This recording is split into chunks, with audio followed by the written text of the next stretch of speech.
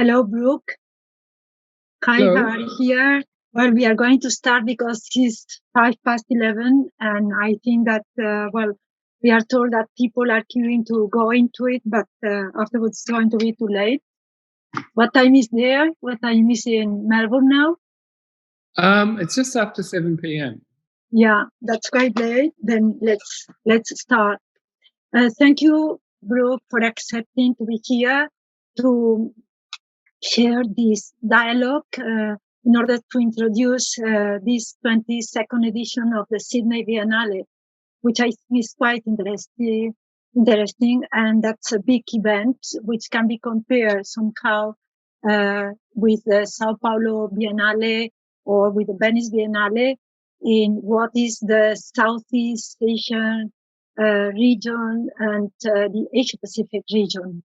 And that's why I think it's an interesting event above all, because we can know something else from you, who are the artistic director and the chief curator of this Biennale, which is for the first time has a director which is an indigenous man. You insisted a lot about this because you wanted that was said that you are really someone from the country.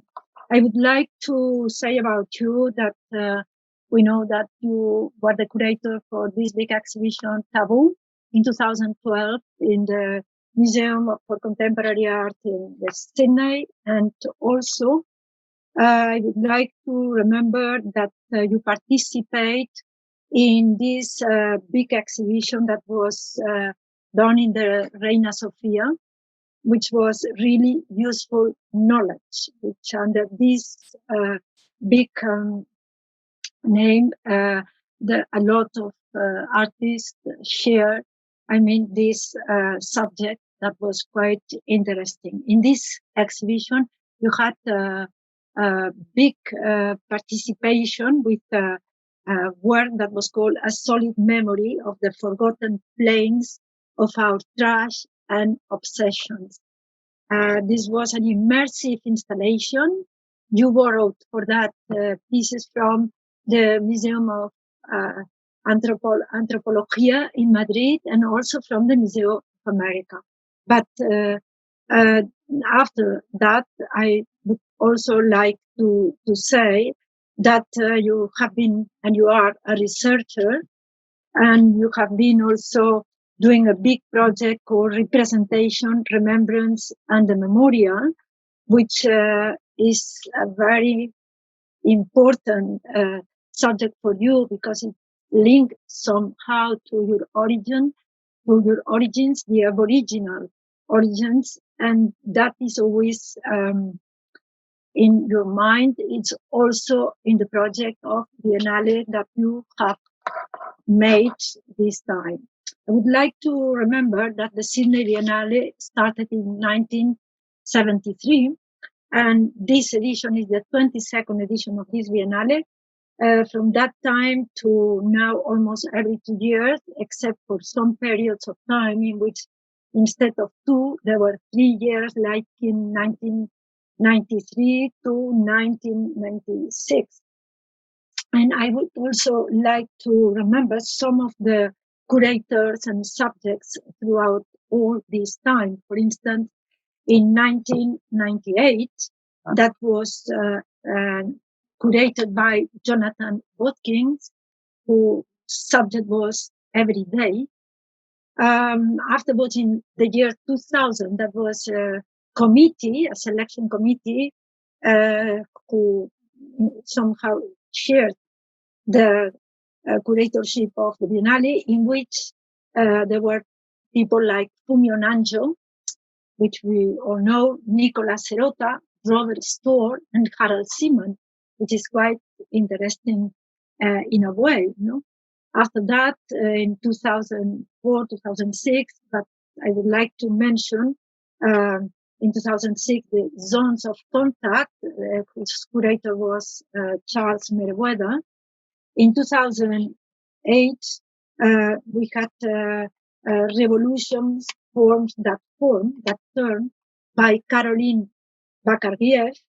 In 2010, this exhibition, this Biennale was curated by David Elliott. I think that at that time he was the director of the Mori Art Museum, and his subject was The Beauty of Distance, Songs of Survivors in Precarious Age. In 2014, Juliana Engberg, and the subject was You Image What You Desire. In 2016, Stephanie Rosenthal, whose subject was The Future is Already Here. And in 2018, the curator was Mami Kataoka, who's now the director of the Mori Art Museum. And the subject was superposition, equilibrium, and engagement.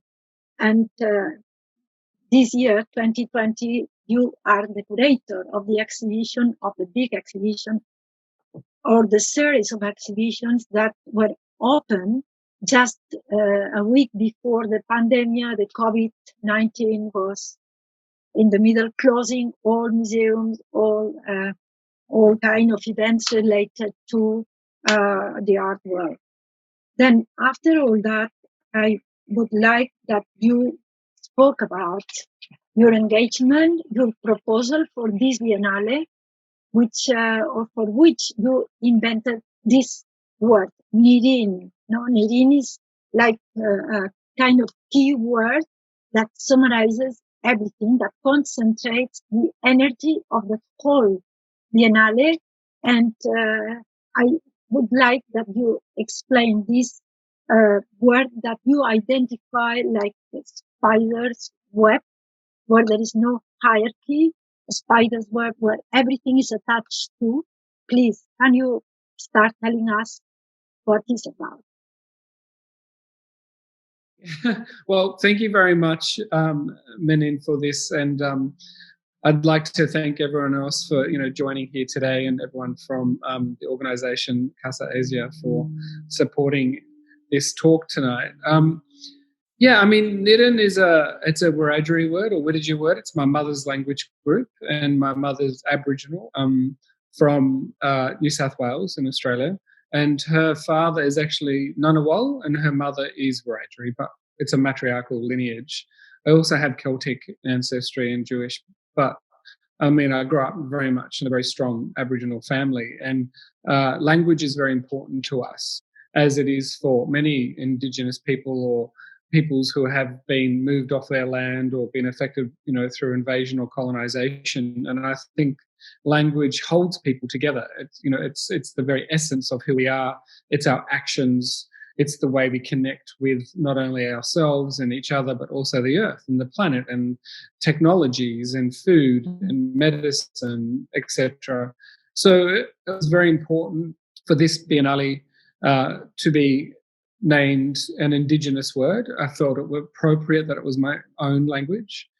And also in 2019, it was the United Nations Year of the Indigenous Languages. And the linguicide, the disappearing or the kind of, through genocide or massacres, etc., has had a huge impact on the Indigenous population internationally, and also language. So the kind of empowerment of that word, and also the artists that were invited to be part of Nirin, really kind of, for me, they reflected those values or those ideas.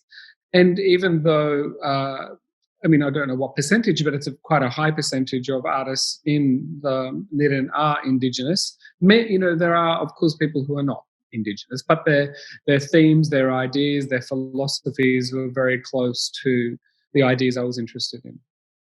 Yeah, good.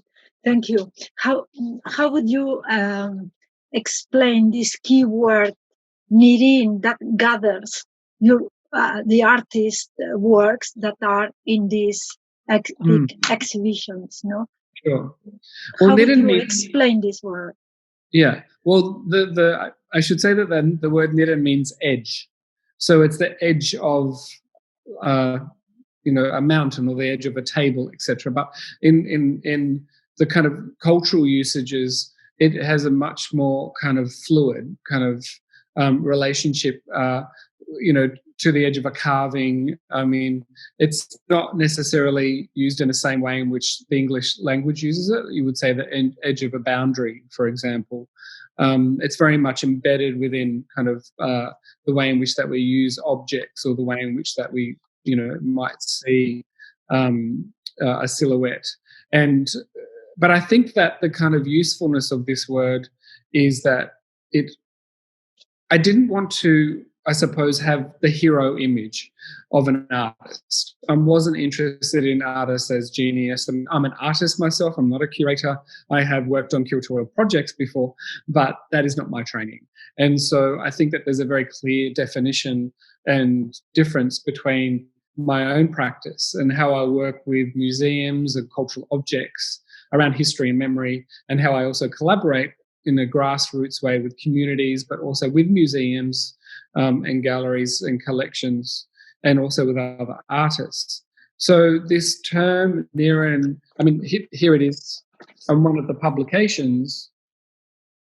And this is actually an artist publication that I invited Trent Walter and Stuart Geddes, who are Australian-based, to do this publication. It's called Niren Nay. Nay is to see. So this is like a kind of like a reader, so to speak. And then you have the actual catalogue, Niren. And it was a way in which many edges could kind of come together, but it was also, I was interested in this idea of what is the post-colonial? What is the decolonial? I mean, where do these terminologies come from? What do they mean to me and to my family, to my mother and her mother, who grew up in basically the same as, other nations around the world that have been, invaded and kind of, herded together, put on places, massacred, forbidden to speak language. You could not practice culture. I mean, Aboriginal people around the world still are today. Many people think that we're primitive, or there are kind of very kind of racist values around the way in which that we look at Indigenous cultures, but also cultures of colour or diaspora, and I think this is a big problem. But with Niren, it was an opportunity to be artist-led and to be First Nations-led, and what that means is that it was a very concerted effort to how people come together, how they connect to space, how they connect to place. And there are about 7 different themes, I should mention, that kind of were a bit of the glue. And one of them is Durgan, which means earth. So that kind of talks about sovereignty, talks about working together, So it's philosophical ideas, very much driven by an Indigenous perspective, not from a Eurocentric one, not from an Asian, or Middle Eastern or South American perspective, whatever they are. They're very much driven by my own kind of Indigenous philosophical perspectives. Yeah, what I like is that you give the word to the artist, and most of them try to make their own remarks about the word, no? For instance, Rosana Paulino, no? Who is the one saying that Niren is something like a spider's web that connects people and ideas, what you are saying now. And you say it is the border through which things stay attached. It is not about hierarchy of ideas, but rather about being together. That is what you are saying now. And there is no center of periphery.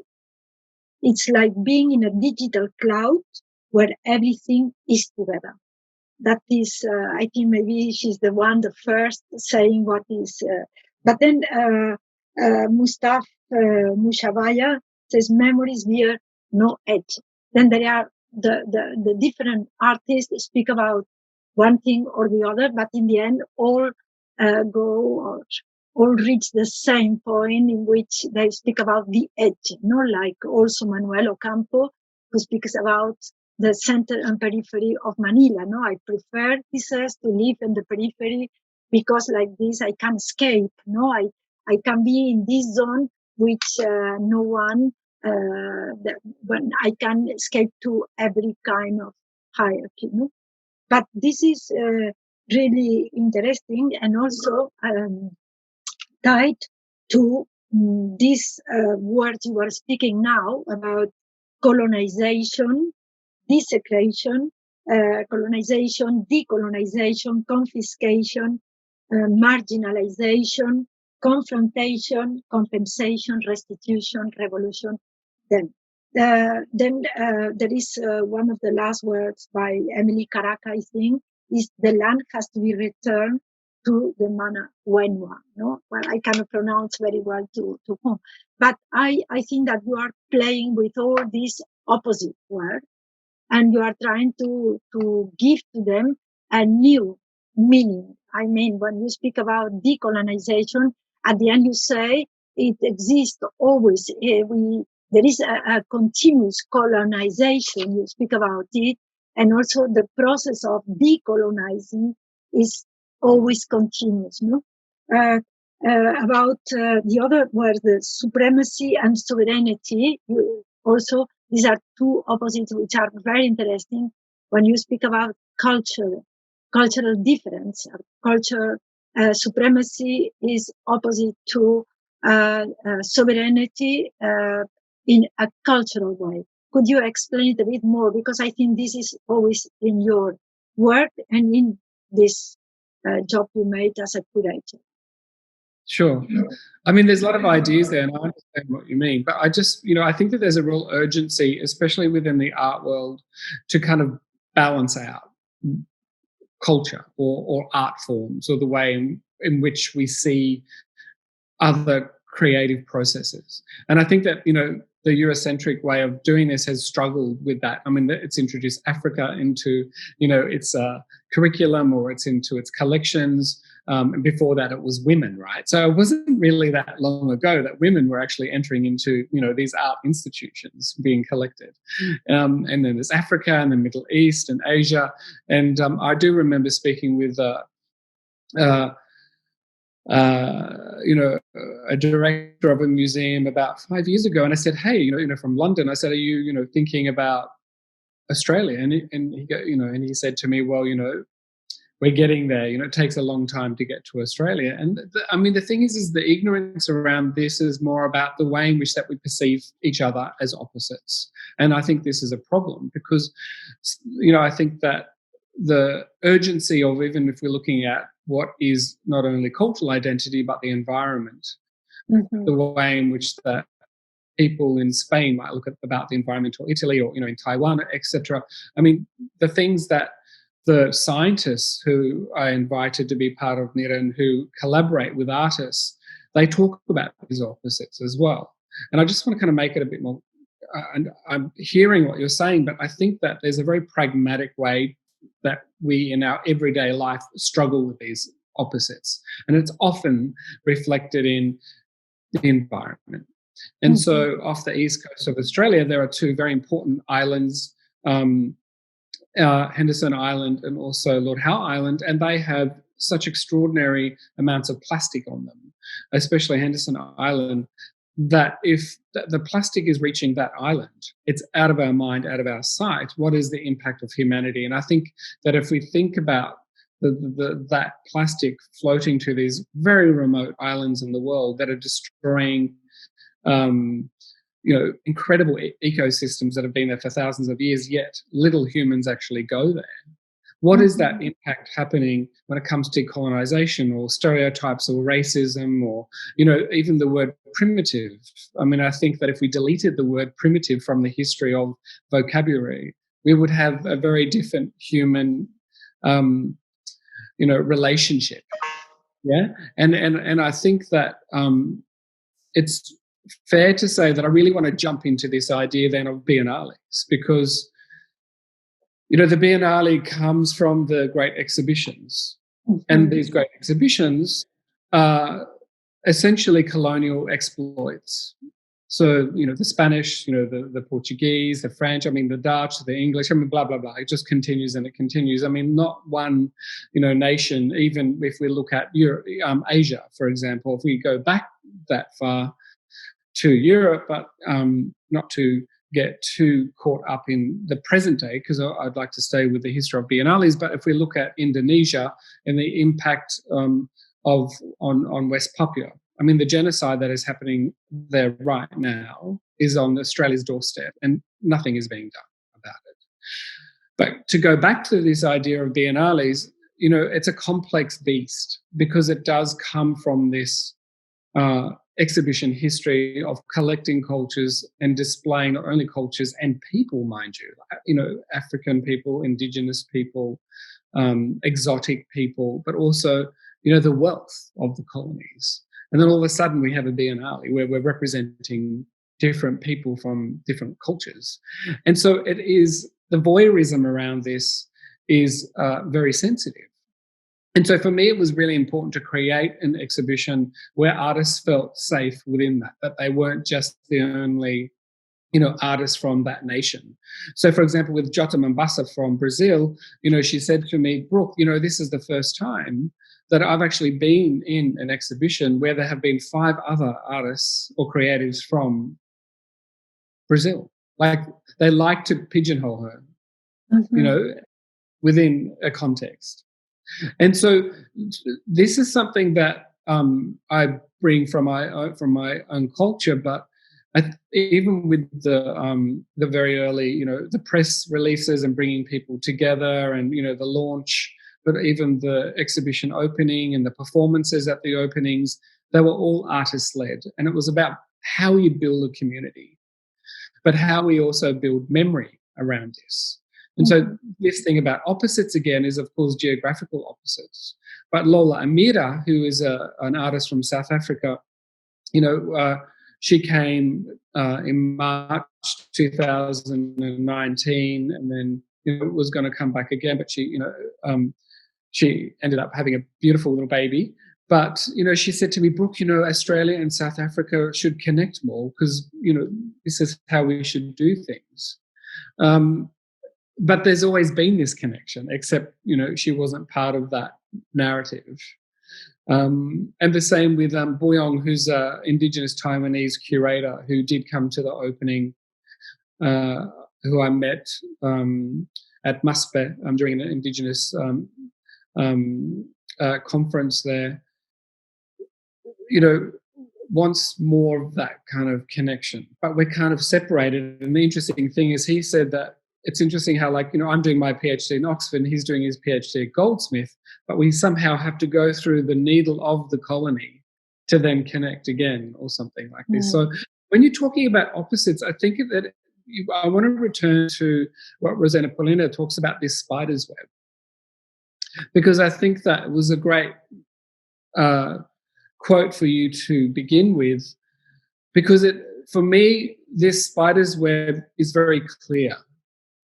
The way in which that the world is laid out is very clear, because a lot of our cultural objects, if I'm talking from a Wiradjuri perspective, an Aboriginal perspective, a lot of our objects are in museums overseas. A lot of human remains, as part of the human remains trade, which is a huge trade for for so-called primitive bodies, are in, museums in all throughout Europe, as well as our objects. And so we have to keep returning to repatriate or restitute these objects. So our worldview of not only creativity and art and display and voyeurism caught up with the history of the international exhibitions and what it means to be in a biennale is like a little bomb. Yeah. You know what I mean? So I know. Yes. So it's a very kind of complex thing. And so two really important things that, I just wanted to say this one last thing, that, that we had in all of the signage, and also an email I sent out to the artists, and we have these conversations all the time, is on the back of the catalogue, we have an acknowledgement of country, and this is an acknowledgement of Indigenous country. So this is a very important thing that Aboriginal people do in Australia, and I know that in some other nations around the world they do that. Remembering that there are over 300 different Aboriginal nations in Australia with its own language, its own, spiritual connection, its own medicine, its own, science, etc. The same as, the Americas, for example. But on the back here, it says, Niren is a safe place for people to honour mutual respect and the diversity of expression and thoughts that empower us all. And I think it was a very important thing to do, especially that there are many creatives in the Biennale who identify as queer or transgender. And, the kind of the safety, for people of colour, of indigeneity, of queerness to come together is a very important duty of care as well. Yeah. Well, there is, in the catalogue, there is this article by Marcia Layton, about the British colonization. And I think it's a brilliant text about it. A brilliant text because, well, she tries to explain how the earliest established humans dates on 60,000 years, 65,000 years, and then she explains how, well, it started in 1970 and how later on in 1788 the British arrived to establish their penal colony. The whole text, I think, is brilliant. I think it's a good introduction to all the project, the whole project. And I think that also another introduction, I think, is the conversation that you kept with Francisco Godoy Vega, who is a curator, who is living in Spain, who is now with a project with a fellowship or grant in Matadero. And this conversation that you made through WhatsApp, I think is also a great conversation in which you try to speak about your position, his position, he being in Chile, although he's living in Madrid, and you in Australia, and how he speaks about the Spanish colonization. And he says, I cannot speak about the British Empire colonizing Australia, but this conversation is also a very interesting one, and that can be articulated to the text that Marcia Layton. Can you explain a bit this conversation you kept with Francisco Godoy? Because I think that this is quite interesting when he speaks about weakness and blackness as the two opposites which are, let's say, very important for him, and while for you this difference is based in culture, from the Aboriginal and from the Australians. Could you explain a bit how you imagine and did in the end this conversation through WhatsApp that later on was in this catalog? Sure. I mean, maybe I can also show that. Francisco is part of the Collective Ailu, and the members, all of the members, I was very happy. I met them in Madrid, and then they all came out and presented their work at Art Space. And so this is the text that he, the title of his essay. And I specifically wanted him to write about his own experience being Indigenous Chile and the kind of the way in which that he grew up, and how his father would never go to Plaza Italia. Yes. Yeah. It's very interesting how he speaks about the city and say that the upper part of the city was almost forbidden. No, not forbidden, but unconsciously forbidden for him. Well, I mean, this is for many cities around the world. I mean, not only class. So especially if your society is part of a colonizing society, obviously you're going to, people from those colonies would be coming back and intermarrying, or, other, offspring or children would be born. And so it becomes complex societies, but they are still societies which, for many Indigenous people, the impact is devastating. But it's also, we have to remember, and I will, that when the British came to Australia, it was actually illegal, even under international European law, that the agreements had between the different colonial powers, because you needed a treaty that was signed. So the British couldn't actually come in and take over the entire islands, but they did.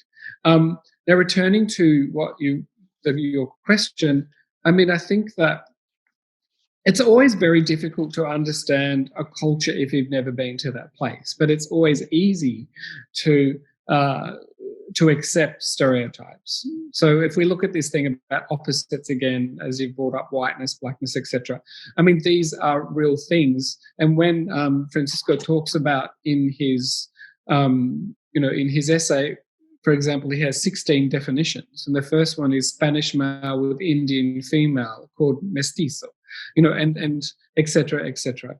I think that we also have to understand that these are ways to keep to keep separation, and the effect of that, the kind of historical trauma, still exists within our society today.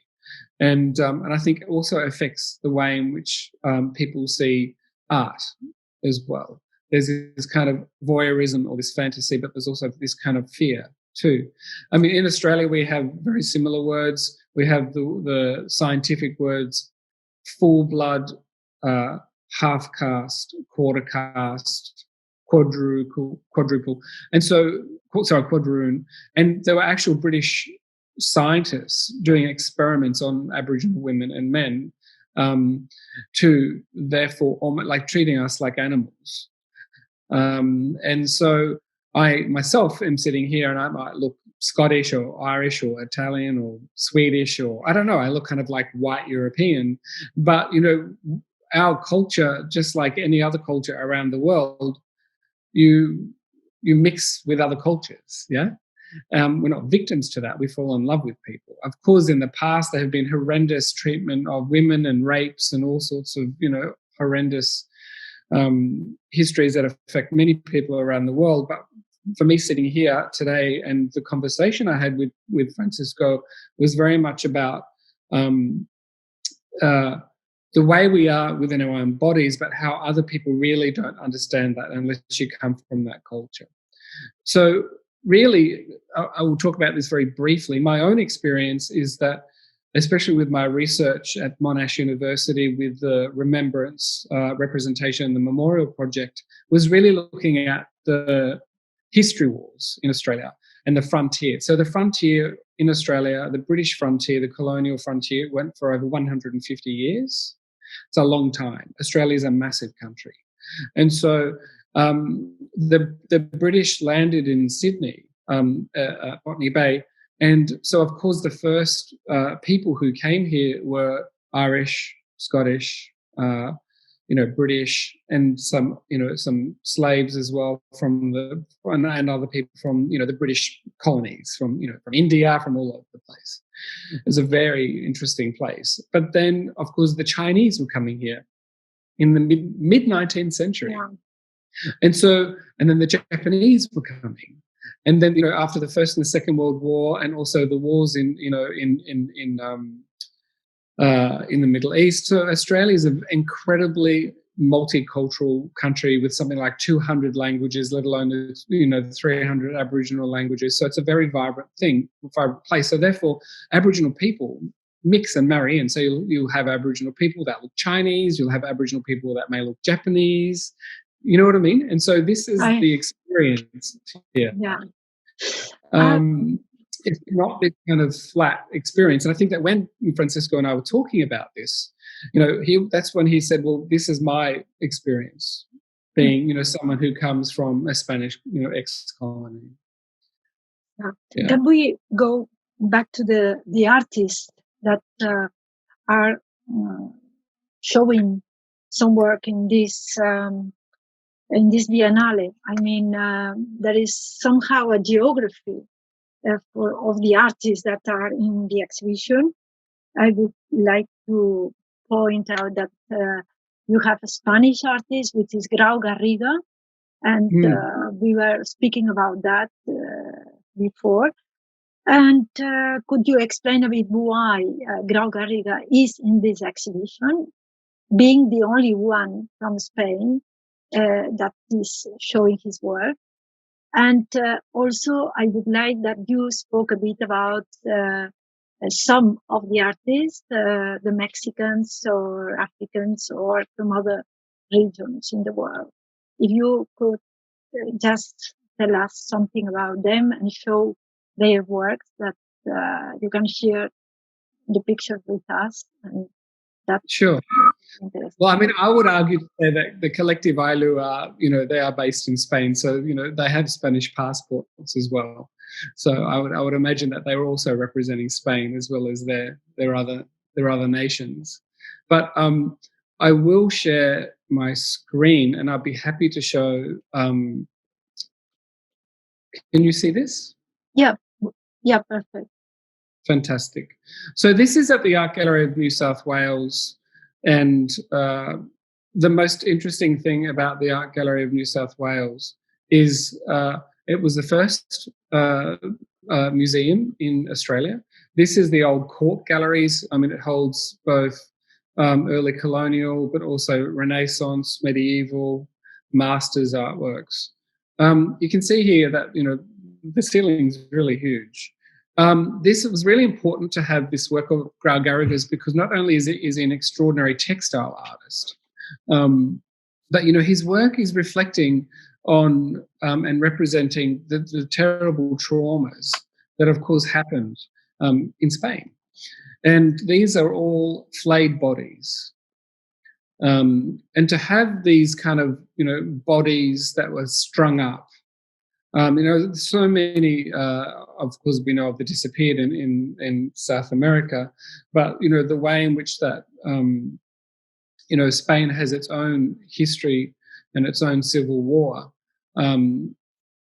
was quite extraordinary to have this work and to have his extraordinary daughter Esta come and work to install this in those galleries, because the interesting thing about the old court galleries being in Australia, being an Indigenous place, is that it's still very much about a European view of the world, but one that is not necessarily kind of, joining both the kind of the tragic histories of bodies, but with to Australia.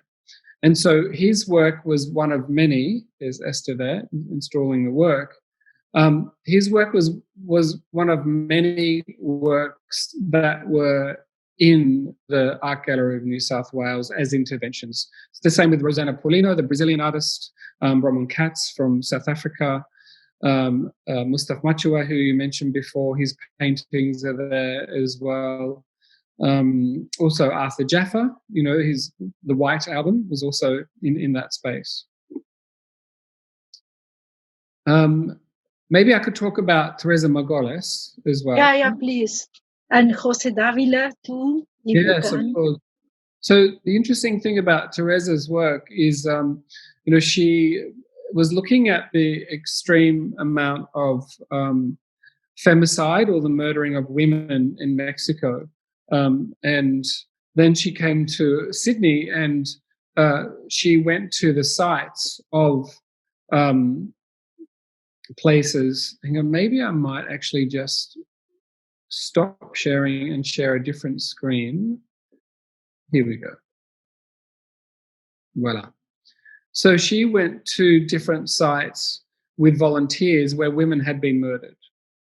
And what they did is that they collected the essence through water of those sites. And what she did then, I wish Zoom could help you share a bit easier. Anyway, is that then she collected the essence of the water from these sites and these people's names, and she created this installation, which was a massive rectangular room. These are people inside of this room, and these are plastic strips. And she talks about, it's like the butcher, the butchers that you go to. and then the the clear plastic. And so she talks about each, of these plastic strips being where the women have been cut with knives, because the women being murdered in Sydney and in Australia are often through knife murders, where in Mexico at the moment it's through guns and the murdering.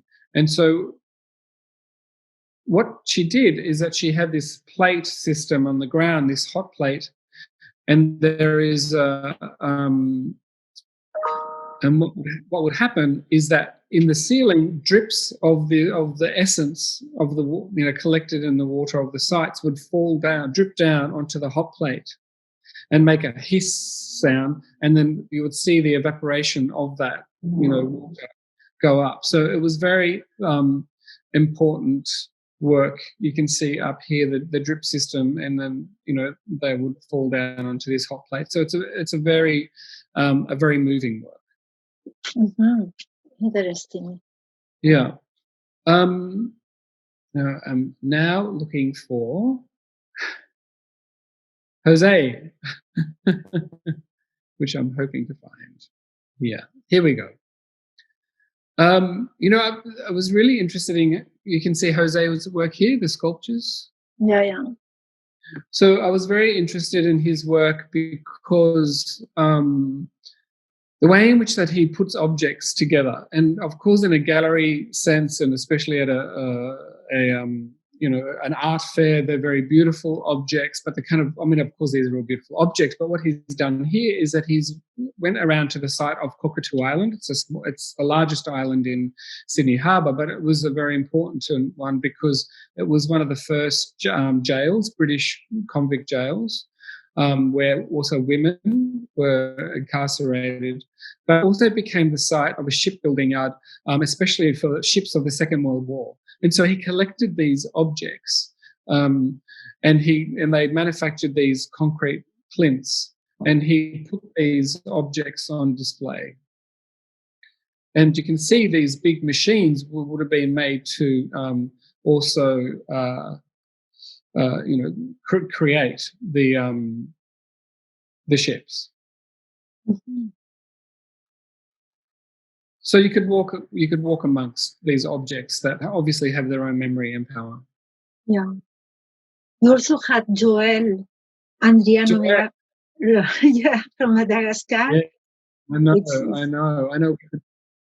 From Madagascar. Would you like to see some of his work? Yeah, here, because we had an exhibition of his in Sabrina Ambrani's gallery, and also I think that she was very supportive for the Biennale for his work. And I would like that you show it, because we also had him in Hong Kong, Basel, Hong Kong last year, and afterwards he came to Madrid and had a big installation in Sabrina. Yeah. So you can see this here, this fabric work. So this is Joel's work here.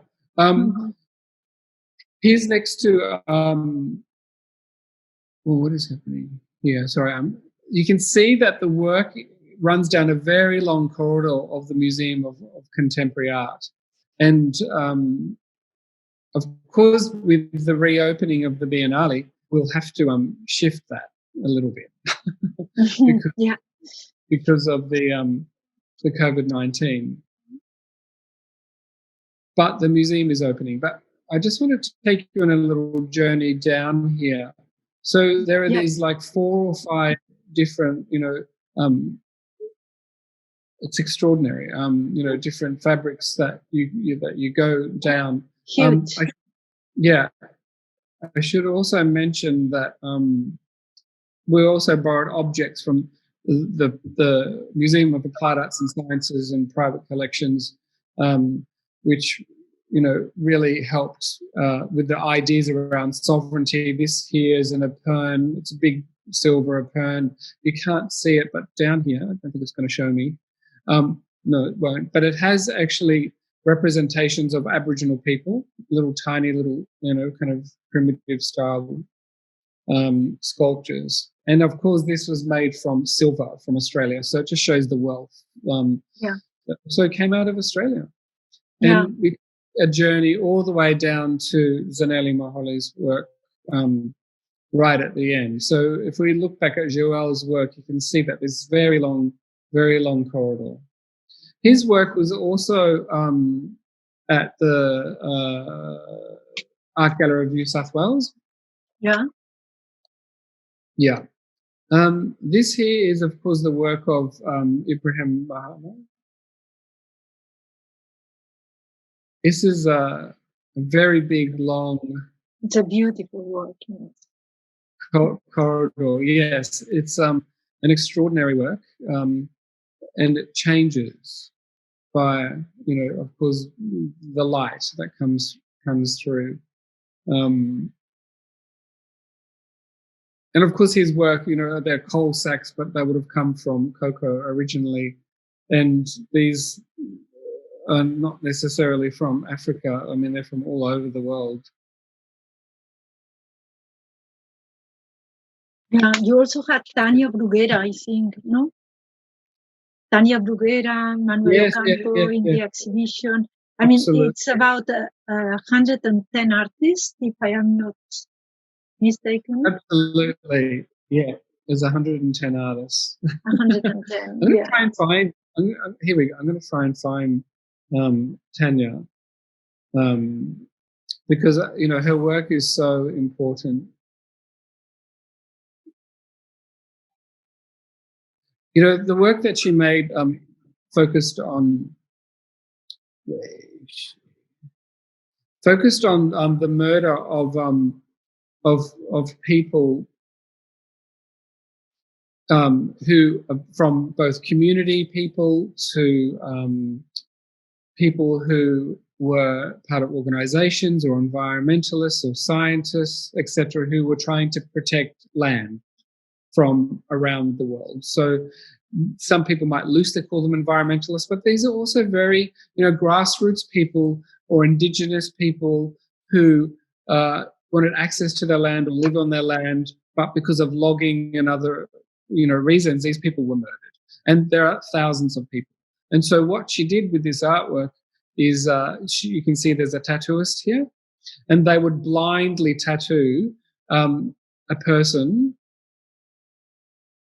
in this cavernous space. So this is in one of the large cavernous spaces there. You would pick a card, which had the person's name written on the card, and you would read about who that person was, how they died. They were in Indonesia, or were they in, Brazil, or were they in, many, like India, for example. And so then you would have this kind of inkless tattoo on your hand, and you would be walking around with that person's name on your hand, just as a memory. Mm-hmm. How many? Sorry.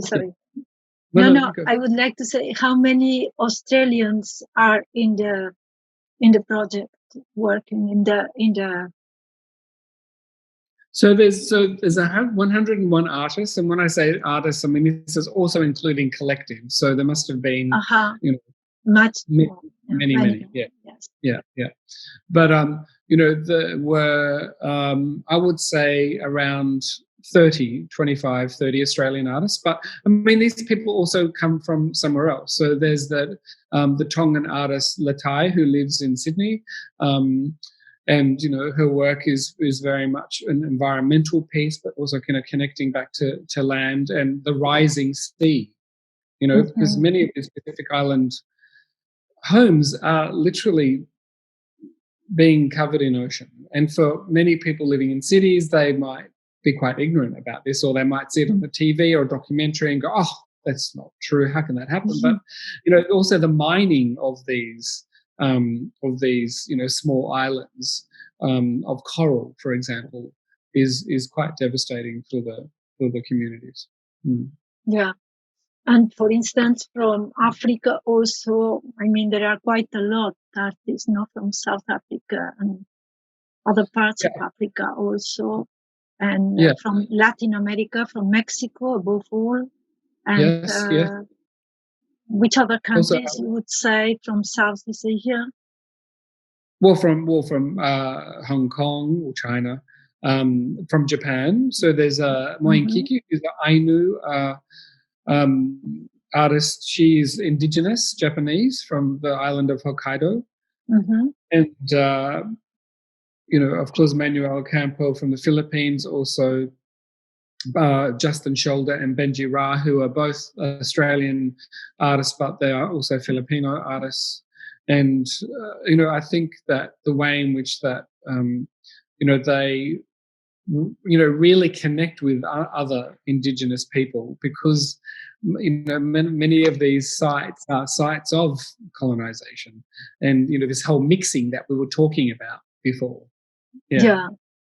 Well, I think that we will pass through the people to the questions that are in the chat. I'm going to bring them to you, but I would like to say something else about the word history. No, to history you opposite histories. You speak about histories and this plural. To say there is not only one history, there are histories, which I think this is very interesting too, because one thing is the story, but we are speaking about history and histories.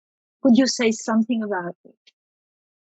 Well, I think it's pretty straightforward. There are many histories, and I think that, like I mentioned before, it's about leveling the playing field. And I think this is a very important thing, especially within the art world, where the art market drives that, that bias, I would say. But also, it also drives a very particular market for very particular views that are. It's too easy in a way to say kind of, Western Euro, even now Asian, Middle Eastern market. It's kind of too easy to say that, because there are many people living within those sites that are not, your quintessential European, whatever that means. And the borders and boundaries are never really that separated. Look how close Africa is to Europe, for example. Look how close Indonesia is to Australia. You can, it takes 5 hours to fly from the south of Australia to the top of Australia, yet it takes 1 hour or less to fly to Asia from the top of Australia. So, I think that histories is a complex thing, and it absolutely should always be plural. Yeah, Professor Jonathan Harris is saying that from and of become two of the most difficult words to define and use now in our studies. What could you say about it? Or what could you add about it? Well, from and of. Yes. Yes. Oh, no, I think it's very important. I just immediately think of the way in which objects are provenanced, for example, in museum collections, even from indigenous cultures. These are all objects of creativity.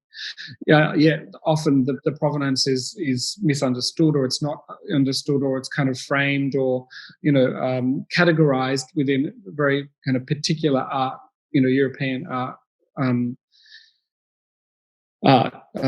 categorizations. This is a very kind of complex question, because it's also about how it is that cultures, even our cultures here in Australia, we navigate our own identity. So people will often ask us, me, for example, Brooke, do you want your Wiradjuri culture there? Do you want, from and of, And so it's this slippage. It's not, and again, it's a really great question, because it just reminds me again of the history of the great exhibitions, right? Or even today in the Venice Biennale. But it's a lot more fluid, and I think it has always been a lot more fluid. And I think that that's the interesting thing about the Enlightenment and the Industrial Revolution and capitalism. And I'm not saying one is better than the other or one is more freeing, but I think that they've created these systems of absolute, and I do not think that it is like that. Good. Sabrina Ambrani is saying two things. She's asking you, how has been the reception of the Biennale by the audiences? Yeah, people are really excited. And I think that even the artists are always the great barometer, right? I mean, if the artists are excited, that's what I'm excited about. But I think that people have been wanting this for a very long time. I mean, people keep talking about Indigenous perspectives, not as a buzzword, but as a true way of looking at the world in a very different way. And that isn't necessarily, a disability. Yeah, it's about other abilities. And I think that the way in which that even all of the openings or the were very much artist-led, so there were performances, and often the speeches were at the end, or they were at the end, like the formal speeches, or they actually didn't exist at all. And so even subverting the way in which that the reception or the openings were, they're very much done through an Indigenous perspective, or one which is cultural and cultural-led. I mean, people still came to the opening, and we have to remember that it wasn't until 10 days after the Biennale opened to the public that the Biennale closed, but it will be opening next week. And we had people like Hora El-Qasimi there, from the Sharjah Foundation. There was Stephanie Rosenthal there. I mean, there were many people from all over the world who were there, and they were all very excited about it. Yeah. Yeah, the Biennale, I think, is going to last until December 2020, probably. It's going to be to September. September. Yeah. And some venues are opening a bit later than September. Maybe until December. Then again, Sabrina is also asking if Nirine opened a new conversation in the public space. Yeah, absolutely.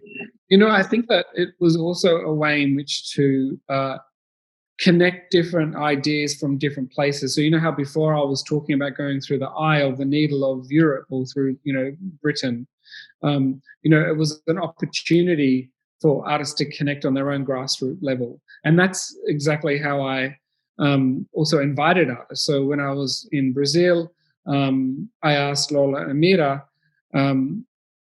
the South African artist, if she knew somebody in Sao Paulo who had, an Indigenous person that I would want to give a talk with.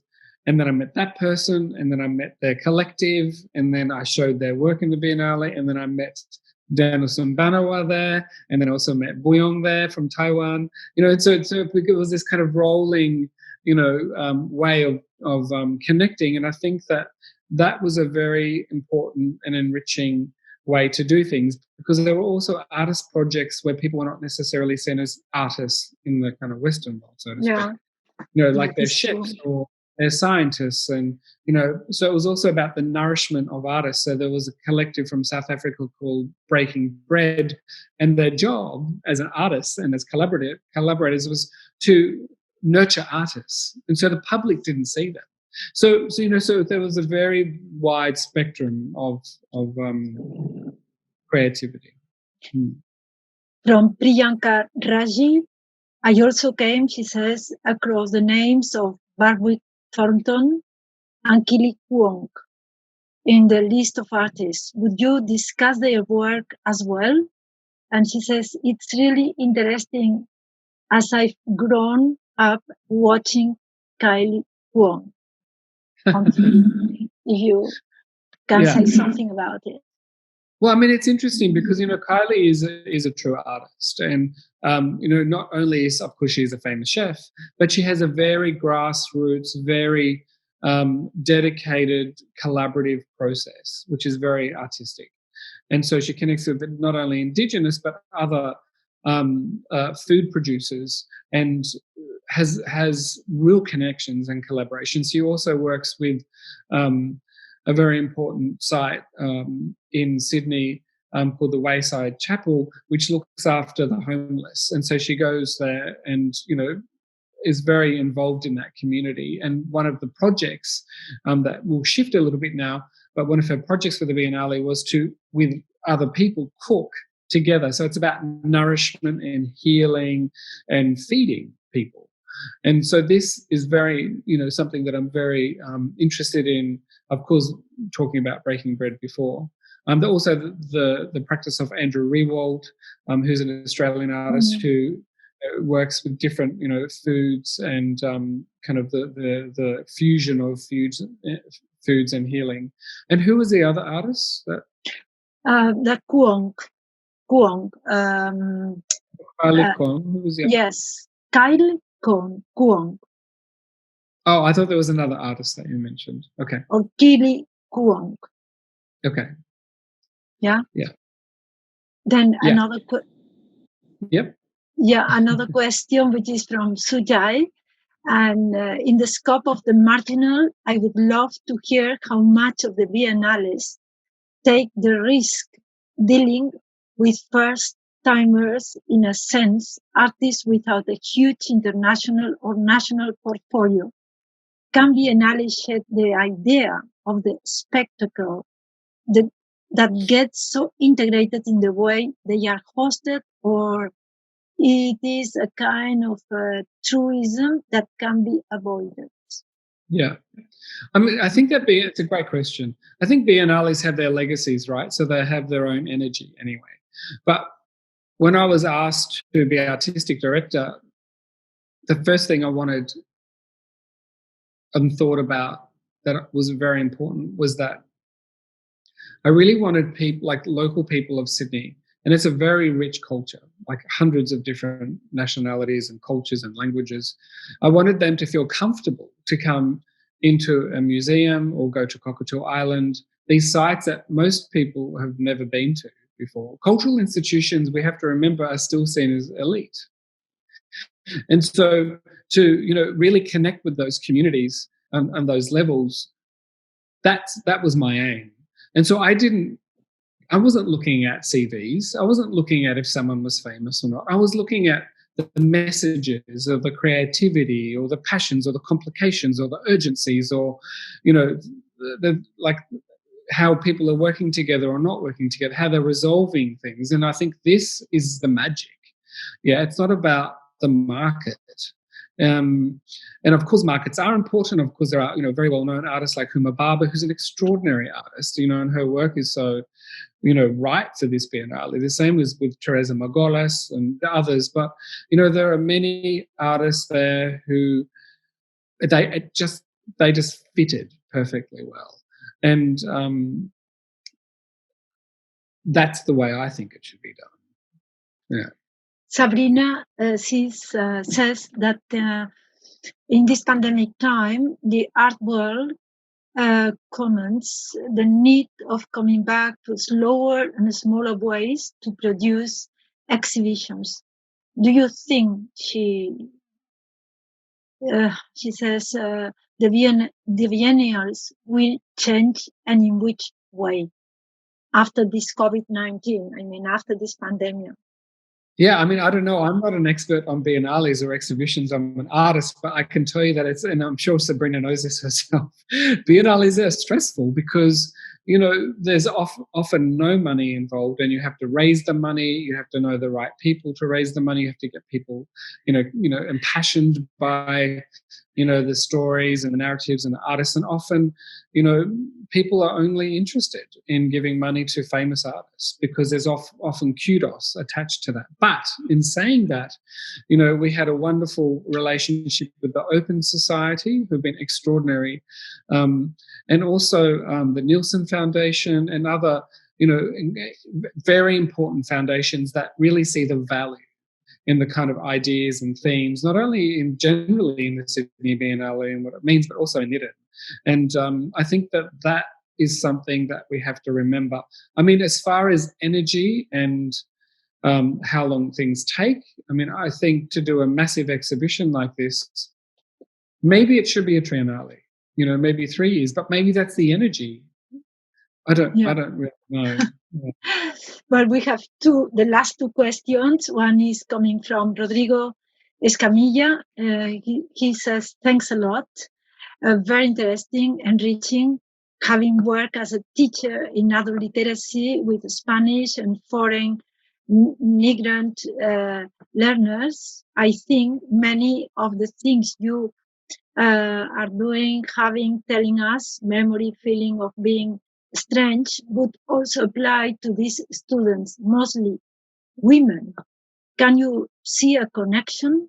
Thanks again. And he is quoting Merce Redon. Yeah, sure. Oh, no, absolutely. I mean, I think that, when I first landed in Brazil, for example, I met with Maria Teresa Alves, and the first thing she did was took me out to her friends at a local indigenous community. And she also worked on this newspaper with the Guarani indigenous peoples. This is the first ever newspaper that they created. So it was a very grassroots thing.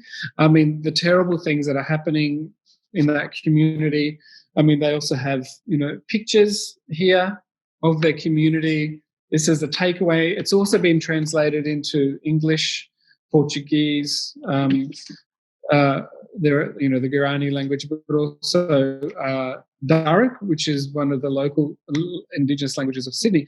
But, I mean, I think it's so important that biennales become accessible for all people to learn about not only humanity, but the environment that we're living in, for all these urgent issues that can also be about joy. And I just want to say that playfulness and joyfulness and healing and all of these things are very important for our societies, especially right now. And I mean, as what Sabrina was saying, slowing down a bit, I think that, there's all this energy. We have to do things. We have to make things. It's like, but people are already doing things and making things. And that's why there are quite a few creatives, I call them, in the Biennale who would not necessarily be labelled as artists within the art world. Yeah, Jonathan Harris asked you if Australia is still a colonial society, if it could ever stop being colonial. That is a question for you. And how would that happen if it could happen? This is what. Well, I think that, this is a great provocative question. Australia needs to become a republic. I mean, we, like New Zealand and Canada, have the Queen of England on all of our notes. We are still part of the Commonwealth, which is a very interesting term, the Commonwealth. It's actually not the Commonwealth. It's really the British wealth and the British monarchy. And our whole, our law, our legal system, everything is built around British law. So I think the first thing we would need to do is become a republic. We would need to become independent. And that causes a lot of legal problems because it shifts the way in which people see history. It shifts the way in which people engage in society. Would it change? I don't know. I mean, I think that there's still a lot of racism and ignorance in Australia, even though, things have moved along. There's still a lot to be done, and it's a complicated society. And I think if it was to happen, it would create a lot of goodwill. Okay. Well, thank you very much. I wanted to tell you that some people say hello to you in the chat, like Pilar Parcerizas and other people. And, I want to thank you very much for all your answers, for all your, your lecture that you gave to us, and hope to have you soon again. And also to visit the Biennale. I think that people can go into the website of the Biennale and see all that. But I also recommend to read all the essays that are in the catalog, because I think it's really important to see that people go on writing. Here, Jonathan Harris is saying something else, adding that, of course, I agree that he agrees with you. Witham was removed by the Crown in 1975 when I still lived in Blacktown. It was in Australia. Yes. Many thanks, Brook and Menene. Best wishes, Jonathan. And Bricho Santos from Manila. Very interesting indeed. Thank you all. Well, Claudia, Zhu, thank you for this meeting. Your mission as an artist director is great. And I also think the same. I think that you made a great project, a very interesting one, a different one. And I think that, as you said, you were against Biennales, but you tried to do your best to transform it into another thing. Then thank you to giving voice to some people, some of them, which had no voice, no visibility. And then really, I think that you managed to do it. And that is a challenge, or that was a challenge. And I think we must explore what you did, because we can just also do something else and change our views of these kind of events. Thank you. Thank you very much. Thank you for all the people who came in. Many other people confirmed that we're going to be here, but really we will try to record all this, and maybe afterwards, because people ask us to have it on YouTube. But before anything, we will ask you if that is possible. Well, of course. Thank you. You have a lot of thanks here in the chat. But, thank you, everyone. Thank you to you, and see you soon here in Spain again. Okay. Thank you. I will see you then. Ciao.